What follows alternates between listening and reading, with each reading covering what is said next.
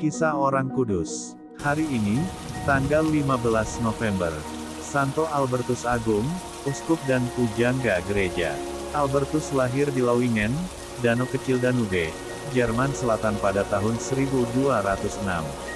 Orang tuanya bangsawan kaya raya dari Bollstadt. Semenjak kecil ia menyukai keindahan alam sehingga ia biasa menjelajahi hutan-hutan dan sungai-sungai di daerahnya. Pengalamannya ini nantinya akan menjadi bahan tulisannya yang berhubungan dengan ilmu alam dan ilmu tumbuh-tumbuhan. Pendidikan tinggi ditempuhnya di Universitas Padua, dan dari sini ia melangkah masuk ke dalam hidup membiara dalam Ordo Dominikan. Yordan dari Saksoni, Jenderal kedua Ordo Dominikan, menganggap Albertus sebagai tokoh yang cocok untuk cita-citanya, yaitu mengkombinasikan hidup rohani, pewartaan dan mengajar. Oleh karena itu, ia kemudian mengirim Albertus ke Köln, Jerman untuk mengajar rekan-rekannya di semua biara Dominikan di kota itu. Ia mengajar di sana selama hampir 10 tahun. Karena kesalehan hidupnya dan pengetahuannya yang luar biasa luas dan mendalam itu, ia semakin terkenal oleh rekan-rekannya dan orang-orang sezamannya. Albertus disebut sebagai Yang Agung, Tiang Gereja, Doktor Umum atau Sarjana Umum. Albertus kemudian diangkat sebagai Mahaguru di Universitas Köln. Murid-muridnya yang terkenal antara lain Thomas Aquinas, yang kemudian dinyatakan juga sebagai kudus dan dihormati sebagai seorang sarjana gereja, seperti gurunya.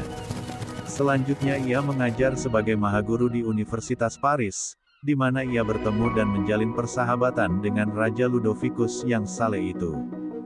Di sini ia menulis banyak buku yang membuatnya semakin terkenal di seluruh Eropa. Pada tahun 1256, ia menjabat sebagai administrator di Kuria Roma. Ia berhasil membela masalah-masalah menyangkut aturan-aturan hidup membiara dari Santo Dominikus dan Franciscus terhadap serangan William.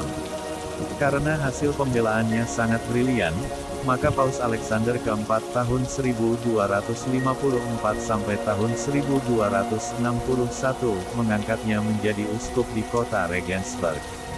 Tetapi pada tahun 1262 setelah menyelesaikan masalah-masalah penting di dalam keuskupannya, ia mengajukan permohonan pengunduran diri. Lalu ia pulang ke Köln untuk menjalani saat-saat terakhir hidupnya. Di sana pun ia melanjutkan tulisan-tulisannya dalam beberapa tema, sambil menjadi uskup pembantu dan mahaguru.